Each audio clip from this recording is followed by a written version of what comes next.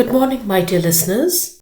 Today I'm here with another poem, Climbing, which is in the course study of Class 10's Compulsory English book, page number 128. Before I go into the poem, let me say something about the poet. This poem was written by Miss Amy Lowell. She is a well-known American poet born in 1874 in Massachusetts. She wrote poems about love, nature, and everyday life. Her style was bold and modern, and she helped bring a new kind of poetry called imagism to the public. Lowell believed poetry should be clear and direct, like a picture in words. She won the Pulitzer Prize for Poetry after her death, and people remember her for her strong voice and creative ideas. Now let's go into the poem. Climbing. High up in the apple tree, climbing I go, with the sky above me, the earth below. Listening to this, we can say that the poet herself is climbing the tree. Let's imagine that the small girl who is climbing the tree is the poet herself. So here she is trying to climb an apple tree. She wants to reach the top of the tree to see the beauty of the shining town. So she says that I'm trying to climb an apple tree. As I climb higher and higher, above me I see a clear blue sky, and below the earth. She wants to reach the top of the tree. The sky here is the symbol of her destination, where she wants to reach. And the earth is the base or her starting point.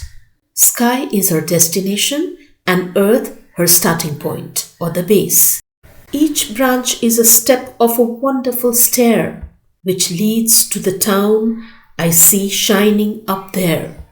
That means every branch of the tree she considers as the step of a wonderful stair which, after climbing successfully, she can see a beautiful town shining from up there. So that is why she wants to climb that apple tree, to view a beautiful shining town from up there. That is, from top of the tree. Climbing, higher and higher, the branches blow and I see a spire. As I climb higher and higher, up in the tree, the branches blow. That means the branches shake or the branches sway, which makes my climbing a little difficult. But still I don't give up. Then I see a spire. Here in this poem, the poet has talked about 3 types of building structures. They are a spire, a dome, and a turret. All these are various types of building structures of Gothic period. Now let's know what is a Gothic period.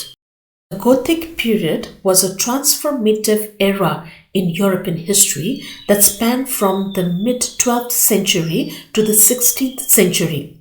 It served as a bridge between the Middle Ages and the Renaissance. So we should imagine that this little girl in the poem was climbing the tree to see the view of the town of Gothic period.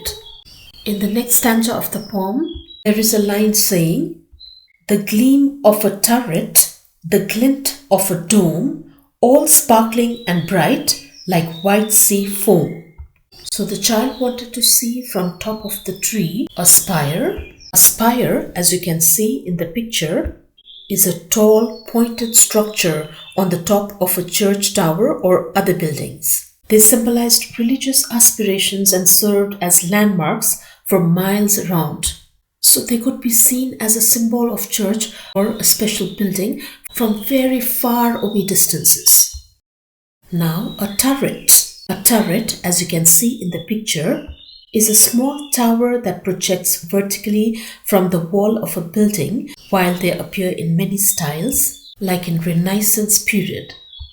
They were actually very common in secular Gothic revival architecture. Typically, we find this in a castle, sometimes in 4 sides of the castle, and many times even in several sides of the castle, we find turrets. In Gothic buildings, turrets often housed spiral staircases or provided structural support as the corners of larger towers. So there were long staircases inside a turret of a tower. And these turrets, they often ended in pointed pinnacles. As we can see in the picture, they are tall pointed formations, the highest points of a structure or monuments. In Nepal also we can see lots of pinnacles or kozurs on top of the temples.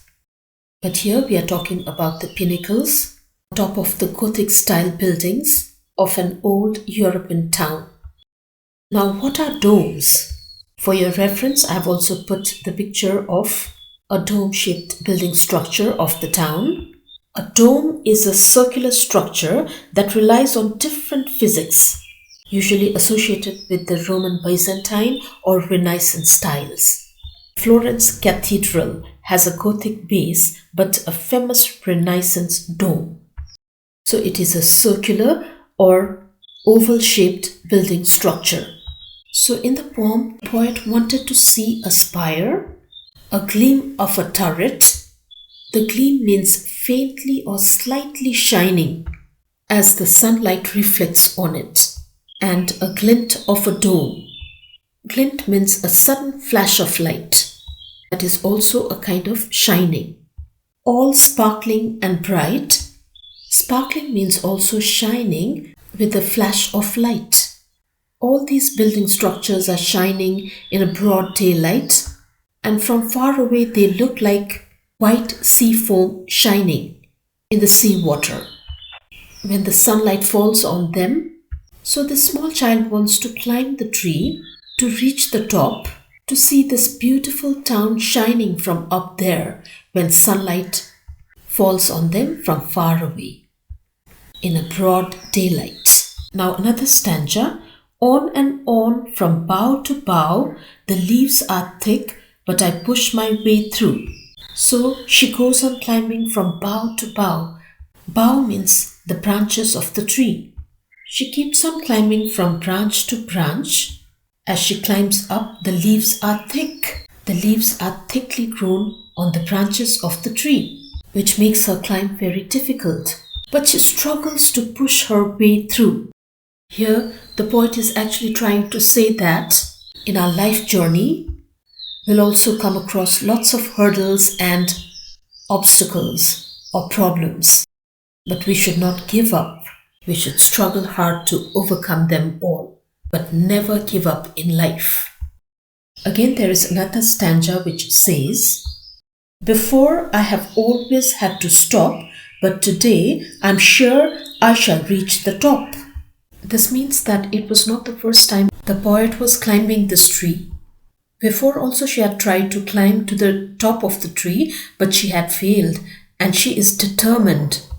But she is determined today and says that, before I always had to stop at the middle of my journey, but today I'm sure I'll be able to reach the top.